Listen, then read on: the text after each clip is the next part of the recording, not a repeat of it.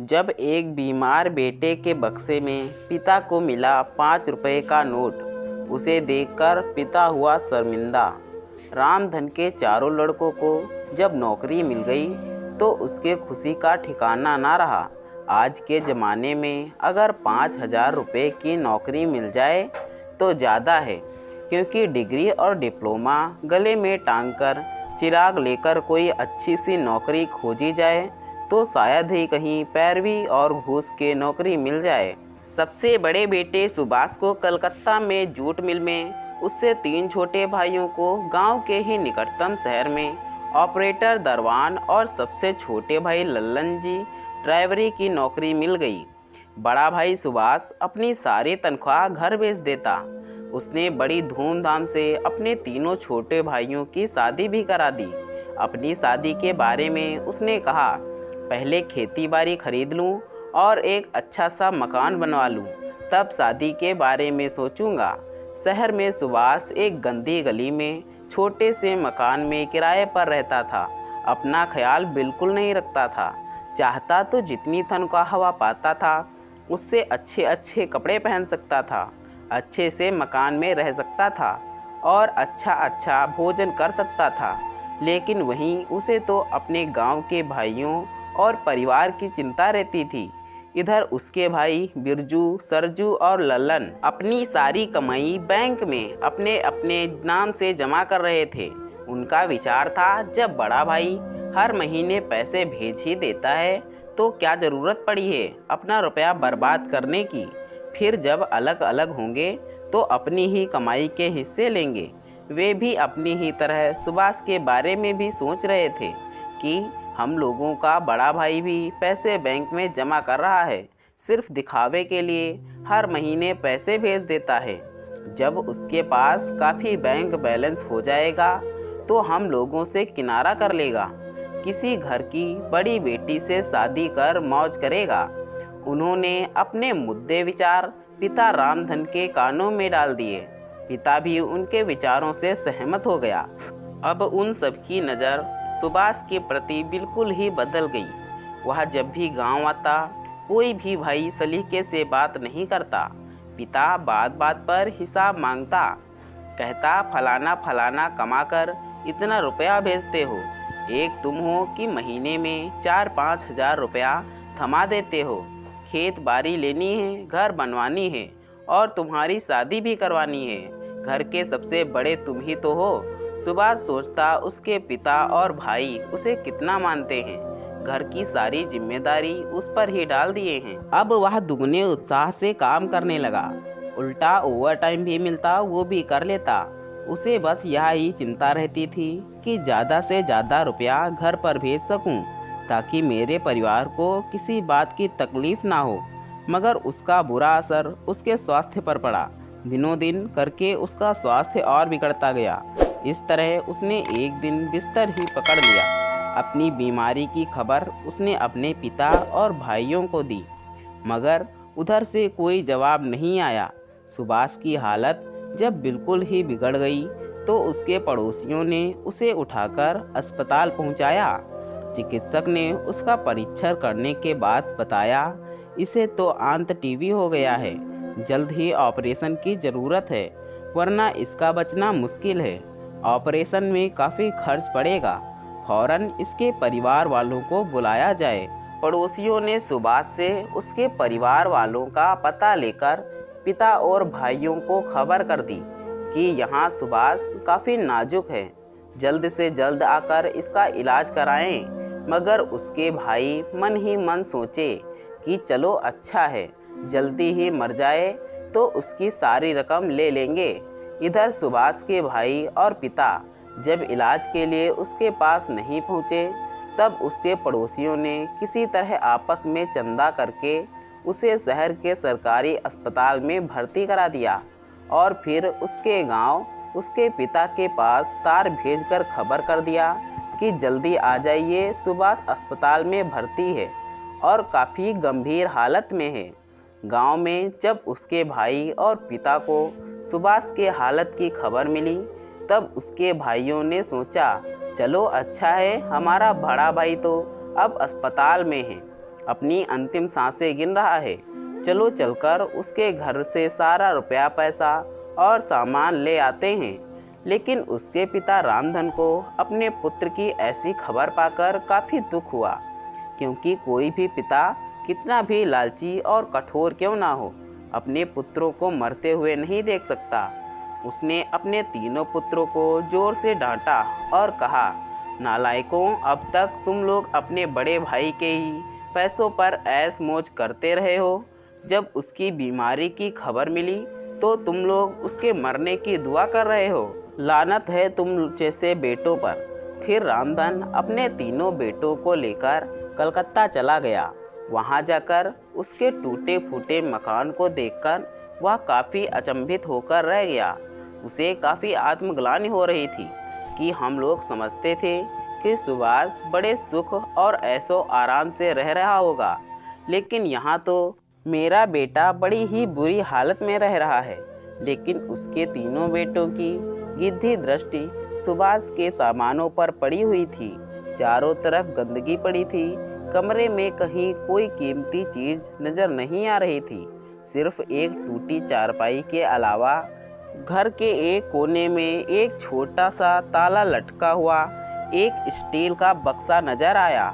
उसके भाइयों को लगा उसके भाई ने सारा पैसा इसी बक्से में छुपा के रखा होगा। चलो ताला तोड़कर सारा पैसा निकाल लेते हैं। तीनों लपक कर बक्से के पास पहुँचे और बगल में पड़े हथौड़े से मारकर एक ही चोट में ताले को तोड़ दिया। बक्सा खोलते हुए तीनों ने गिद्धि दृष्टि के खंगालना शुरू किया, मगर उसमें सिर्फ फटे पुराने कपड़े और चारों भाइयों और माता पिता के साथ बचपन का एक फोटो मिला। तभी उनकी नज़र एक 5 रुपए के नोट पर पड़ी। एक ने झपट कर उस रुपये को उठा लिया, बाकी ने सारा बक्सा ही खाली कर दिया, मगर उसमें कुछ नहीं मिला सिवा उस 5 रुपए के नोट के। पिता रामधन ने अपने बेटों से उस 5 रुपए के नोट को लिया और कभी उस नोट को तो कभी अपने परिवार के फोटो को देख रहा था। उनकी आंखों में झरझर आंसू बह रहे थे। उसकी छाती दर्द से फटी जा रही थी। उसकी हालत खराब हो गई थी, मानो कोई बुआई तरह लुट चुका था। उसकी बोलती बंद हो गई थी। उसकी नज़रें फोटो और 5 रुपए के नोट से हट ही नहीं रहे थे। उसे ऐसी हालत को देखकर उसके तीनों बेटे घबरा गए और अपने पिता को हिलाने डुलाने लगे। बाबूजी, अचानक क्या हो गया आपको? कुछ तो बोलिए। तभी रामधन का ध्यान टूटा और माथा पकड़कर फूट फूट कर रोने लगा। नालायकों, अपने देवता समान भाई के इस हालत के तुम सब ही जिम्मेवार हो। मेरा बेटा भूखा प्यासा और तंगी की हालत में रहकर भी हम सबकी खुशी के लिए अपनी कमाई का सारा रुपया गांव भेजता रहा, और तुम लोग धूर्त और लालची भाई उसके मरने की दुआ कर रहे थे। कमबख्तों, अपने देवता समान भाई की पूजा करने के बजाय तुम लोग उसके मरने की दुआ कर रहे थे। चुल्लू भर पानी में डूब कर मर जाओ। तुम लोगों के लिए ही उसने शादी नहीं की। खबर मिलने के बाद भी तुम लोग उसे देखने नहीं आए, न ही मुझे आने दिया। भगवान हम लोगों को कभी माफ़ नहीं करेगा। मेरी भी तुम लोगों ने मति भ्रष्ट कर दिया था। अपने पिता को पश्चाताप के आंसू रोता देखकर तीनों भाइयों के भी आंख से आंसू बहने लगे थे, मानो सारा स्वार्थ, लालच और बेईमानी पानी बनकर तन मन से निकलने लगे थे। अचानक रामधन उठकर खड़ा हुआ। 5 रुपए के नोट और फोटो को उसने बड़े इज्जत से अपने कुर्ते की जेब में रखा और कहा, अब देर मत करो, वरना तुम लोग अपने भाई को जिंदा नहीं देख पाओगे। चलो जल्दी अस्पताल, हम लोगों की किसी भी कीमत पर उसे बचाना है। रामधन ने सुभाष के एक पड़ोस के साथ लिया और किराए के कार द्वारा अस्पताल पहुँचे। सब लोग बेतहाशा दौड़ते हुए सुभाष के बेड के पास पहुँचे। उसकी हालत देखकर रामधन और उसके बेटों की छाती फटने लगी थी। सुभाष मात्र एक हड्डियों का ढांचा बनकर रह गया था। आँख, गाल सब अंदर घुस गए थे। अपने पिता और अपने तीनों भाइयों को देखकर उसकी आंखें खुशी से चमकने लगीं। उसकी आंखें भी आंसुओं से भरकर चेहरे को भिगोती हुई सफ़ेद चादर को गीला कर रही थी। उसने बोलने ही काफ़ी कोशिश की, लेकिन आवाज़ ही नहीं निकल सकी। तुम कुछ मत बोलो मेरे बेटे, मेरे जिगर के टुकड़े, तुम चिंता मत करो, हम लोग आ गए हैं। बेटे, तुम्हें कुछ नहीं होने देंगे। रामधन अपने बेटों के साथ सुभाष का इलाज कर रहे डॉक्टर के पास जाकर उसके बारे में जानकारी लेने लगे। डॉक्टर ने उन्हें डांटते हुए कहा, कैसे बाप और भाई हैं आप लोग? वो कितने दिनों से यहाँ अस्पताल में पड़ा हुआ है और आप लोगों को आज समय मिला है। रामधन ने डॉक्टर का पैर पकड़ लिया और रो रो कर कहने लगा, जितना डांटना है डॉक्टर डांट लीजिए, मगर मेरे बेटे को बचा लीजिए। हाँ डॉक्टर साहब, हमारे बड़े भैया को किसी ना किसी तरह से ठीक कर दीजिए। उनकी दशा देखकर डॉक्टर का भी दिल पसीज गया। उसने रामधन के कंधों पर हाथ रखकर उससे उठाते हुए कहा, मैं पूरी कोशिश करता हूँ, मैं दवाइयाँ लिख कर देता हूँ, तुम लोग फौरन उसे लाकर अस्पताल में नर्स के पास जमा करो। उसे प्रतिदिन फल फूल दूध की ज़रूरत पड़ेगी। अभी सिर्फ फल का जूस ही चलेगा, बाद में धीरे धीरे सब शुरू होगा। रामधन के दो बेटों ने मेडिकल हॉल से सारी दवाइयाँ लाकर नर्स को दे दिया। नर्स ने कहा, आप लोग अपना ब्लड टेस्ट करवा लें, मरीज को ग्लूकोज चढ़ने के बाद ब्लड भी चढ़ेगा। अगर आप लोगों का ब्लड ग्रुप नहीं मिलेगा तो बाहर से खून की बोतल मंगवानी पड़ेगी। ठीक है नर्स, हम लोग तैयार हैं। रामधन का ब्लड ग्रुप सुभाष के खून से मिल गया। उसने 2 यूनिट अपना खून दे दिया। अब सुभाष का काफ़ी बेहतर इलाज शुरू हो चुका था। रामधन वहीं अस्पताल में रुक गया और अपने 2 बेटों को गांव भेज दिया। सबसे छोटे बेटे लल्लन को अपने पास रख लिया। उसने दूसरे बेटे को गांव में खेती बाड़ी और घर देखने की जिम्मेवारी दे दिया और सुभाष से छोटे वाले लड़के को गांव से पैसे लाने को कहा। इधर रामधन और लल्लन ने बड़े लगन से देखभाल किया। बेहतर इलाज और देखभाल से सुभाष के स्वास्थ्य में काफ़ी सुधार आने लगा। बाबूजी, सुभाष के मुंह से निकला। सुभाष के मुंह से बाबूजी सुनकर रामधन का दिल खिल गया। हाँ बोलो बेटा। रामधन ने सुभाष का सिर अपनी गोद में रखा। रामधन ने अपने हाथ सुभाष के सिर पर रखा। सुभाष ने कहा, मैंने तो आप लोगों से मिलने की उम्मीद ही छोड़ दी थी बाबूजी। जरूर मुझ में ही कोई कमी रह गई होगी बाबूजी। नहीं नहीं बेटा, ऐसा मत बोलो, तुम तो बेटा नहीं देवता हो। भगवान तेरे जैसा बेटा हर किसी को दे। रामधन बोलते हुए रो पड़ा।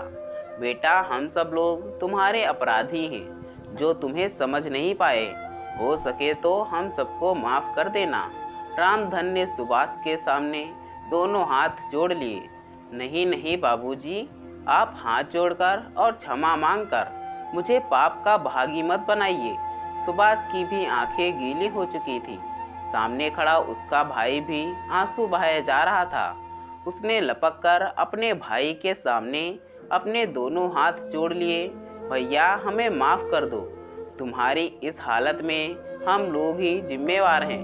तभी वहाँ डॉक्टर आ जाते हैं। अरे अरे, आप लोग रो क्यों रहे हैं? मरीज के सामने रोने से मरीज पर इसका बुरा असर पड़ेगा, डॉक्टर ने डांटते हुए कहा।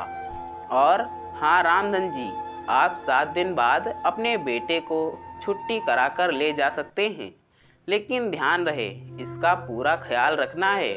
समय समय पर दवा देते रहना है, भारी काम नहीं करने देना है। फल फूल दूध और पौष्टिक आहार देते रहना है। हर महीने वहाँ के नज़दीकी अस्पताल में इसकी जांच कराते रहना। मुझे भी काफ़ी खुशी हो रही है, आपका बेटा खतरे से बाहर आ गया है और ये जल्दी ही ठीक हो जाएगा, डॉक्टर ने रामधन को समझाते हुए कहा। हम लोग आपकी ज़िंदगी भर कर्जदार रहेंगे डॉक्टर साहब, आपने हमारे बेटे की ज़िंदगी बचा ली, रामधन ने हाथ जोड़ते हुए कहा। और नहीं नहीं, ये तो हमारा फर्ज है, डॉक्टर ने कहा। तभी वहाँ रामधन का एक और बेटा गांव से आ गया। 1 सप्ताह बाद सब लोग सुभाष को लेकर गांव चले गए और सुभाष भी जल्दी ही ठीक हो गया। उसके तीनों भाई और पिता उसे कुछ करने नहीं देते थे। 1 साल बाद सुभाष ने खेती का जिम्मा ले लिया और पिता की जगह खुद हल चलाने लगा। वह खूब मन लगाकर फसल पैदा करने लगा। रामधन ने एक सुंदर लड़की से सुभाष का विवाह करवा दिया। तो दोस्तों, यह थी हमारी आज की कहानी। अगर यह कहानी आपको पसंद आई है तो कृपया इसे लाइक करें और कहानी पर अपनी राय देने के लिए इसमें कमेंट करें। दोस्तों, ऐसी ही और कहानियाँ सुनने के लिए और या फिर आप हमारे चैनल पर नए हैं तो कृपया हमारे चैनल को सब्सक्राइब करें और बेल नोटिफिकेशन को ज़रूर ऑन करें ताकि हमारे वीडियो आप तक पहुंचते रहें। धन्यवाद दोस्तों। Thanks for watching this video.